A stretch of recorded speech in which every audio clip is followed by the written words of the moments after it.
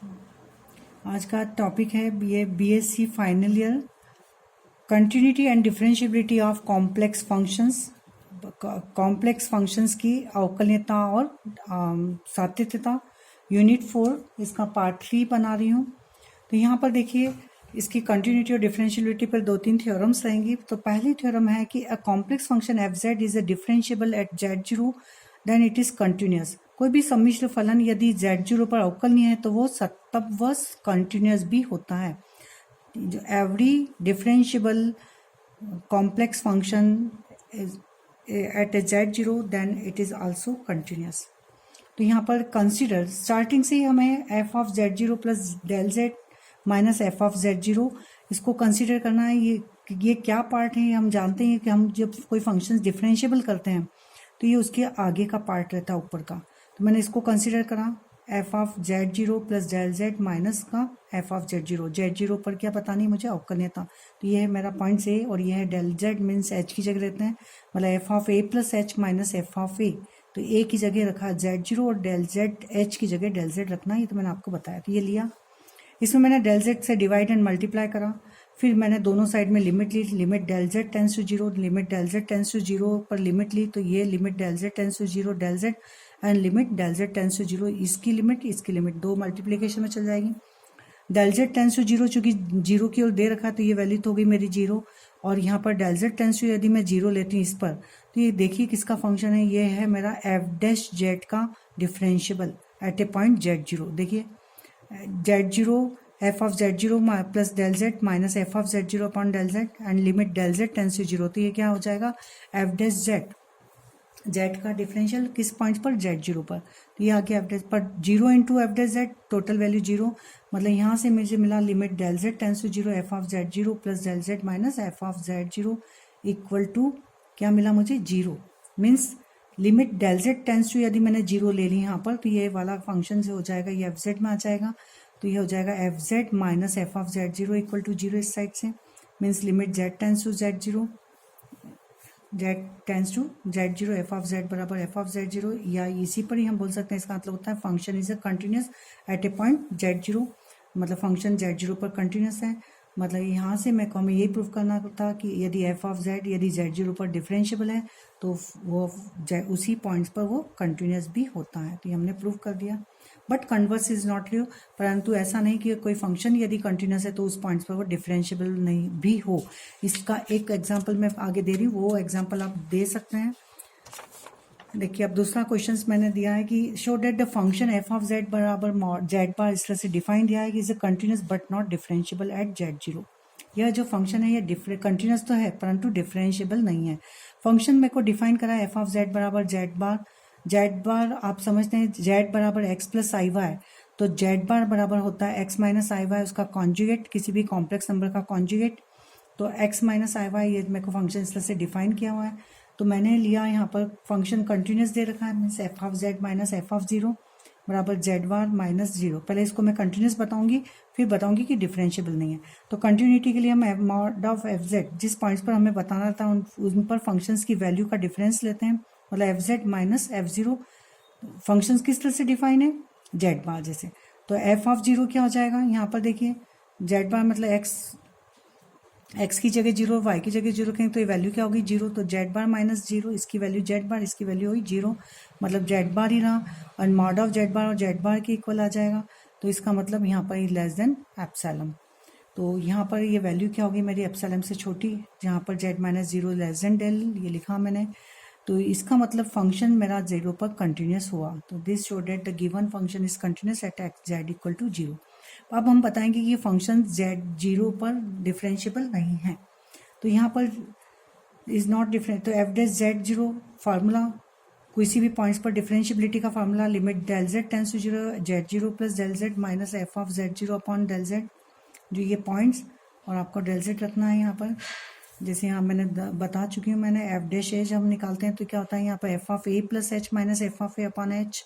आप उसको करके यहाँ पे ए की जगह Z0 और एच की जगह डेल जेड रखेंगे तो ये फार्मूला ऑटोमेटिकली बन जाएगा। तो एफ किस पॉइंट पर ये फार्मूला आप याद रखिए। अब किस पॉइंट्स पर चेक करना मुझे, Z0 पर, जीरो पॉइंट पर। तो Z0 की जगह मैंने रखा zero, means limit del Z tends to zero zero plus del Z minus zero, Z zero की जगह क्या पुट, जेड जीरो की जगह जीरो रख दिया, तो ये फॉर्मूला आ गया। अब यहाँ पर फंक्शन मेरे को डिफाइन है कि एफ ऑफ जेड बराबर डेल जेड बार, तो डेल जेड बराबर हो जाएगा del Z bar, F of zero zero ही है दे रखा है, तो अपॉन डेल जेड, तो limit del Z tends to zero del Z bar upon del Z. तो यहाँ पर देखिए del Z upon del Z बराबर है del X plus i del Y, del X plus i del Y, and del Z बार बराबर क्या हो जाएगा, डेल एक्स माइनस आई डेल वाई। मैंने बताया था कॉम्प्लेक्स नंबर पर नेगेटिव साइन हो जाता है।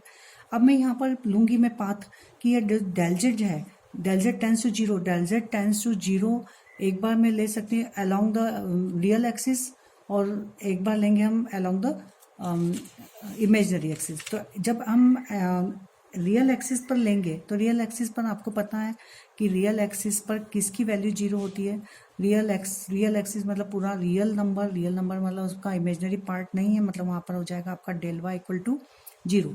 तो del Y equal to zero लेंगे वहाँ पर, तो डेल वाई इक्वल टू यदि मैंने जीरो लिया तो मेरे पास बचेगा del X upon del X लिखा है मैंने। Now choosing different part, del Z tends to zero along the real axis and imaginary axis, तो del Z tends to zero along the real part, real axis पर purely real मतलब del Y equal to zero हो जाएगा। तो यहाँ पर इस condition पर डेल वाई जीरो रखा, तो लिमिट मेरी हो जाएगी del X tends to zero, del X upon del X मतलब del X upon del X means one, और एक बार हम जब रखेंगे इमेजनरी पर del X equal to zero मतलब रियल पार्ट पूरा जीरो हो जाता है मतलब होली, तो यहाँ पर del Y tends to zero हो जाएगा।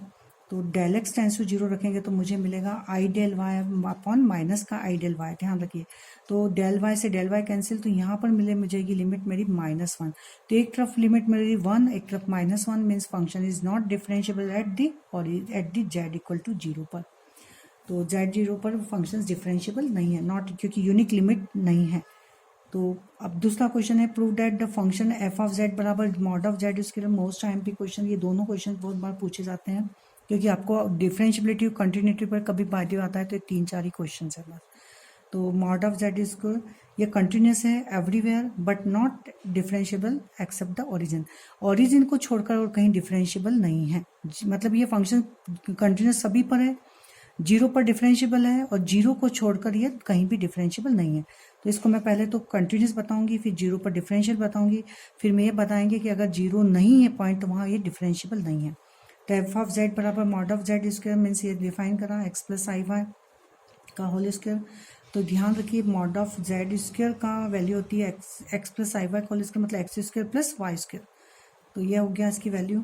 और हम जानते हैं दिस इज अलजेब्रिक फंक्शन, तो अलजेब्रिक फंक्शन सब जगह ये कंटिन्यूस होगा, तो ये फंक्शन इज कंटिन्यूस एवरीवेयर, ये तो क्लियर हो गया। बट नाउ अब यहाँ हम बताएंगे ओरिजिन पर तो डिफरेंशियल और अदरवाइज नहीं है। तो एफ डैश जेड जीरो मैंने लिया, टेस्ट ऑफ डिफरेंशियबिलिटी चेक करेंगे हम। तो डिफरेंशियबिलिटी पर फार्मूला मैंने बोला था याद रख लीजिए, एफ डैश जेड जीरो बराबर limit del Z tends to zero Z zero plus del Z minus F of Z zero upon del Z. Functions define है मेरा एफ ऑफ जेड बराबर मॉड ऑफ जेड का square, तो यहाँ हो जाएगा Z zero plus del Z के mod का स्क्वायर, इसके को डिफाइन करा, ये एफ ऑफ जेड जीरो हो जाएगा mod of Z zero square.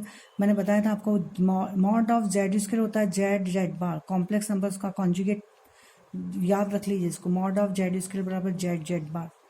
तो यहाँ पर इसको मैंने डिफाइन करा, यहाँ पर ये तो ये होगा Z zero plus del Z upon into Z zero plus del Z का बार, ये हो जाएगा जेड जीरो बार, ठीक है। अब इसका आप मैं हम ये भी आप याद रखिए कि मॉड ऑफ मतलब जेड प्लस डेल जेड का बार बराबर हो जाता है डेल जेड का बार प्लस डेल जेड का बार, जेड बार ये, तो यहाँ पर ये इसको भी मैंने ब्रेक करा, तो ये हो जाएगा जेड जीरो का बार प्लस डेल जेड का बार, इनका मल्टीप्लिकेशन जैसे हम सिंपल करते हैं तो स्टेप 4 आ जाएंगे, Z zero bar, Z zero del Z बार, डेल जेड जीरो बार, और ये इसका ये बनी, इससे ये लास्ट स्टेप कैंसिल, 3 स्टेप बची, 3 स्टेप में दिख रहा है डेल जेड कॉमन है, इसमें नहीं है, तो यहाँ से मिलेगा Z zero del Z bar upon del Z, clear.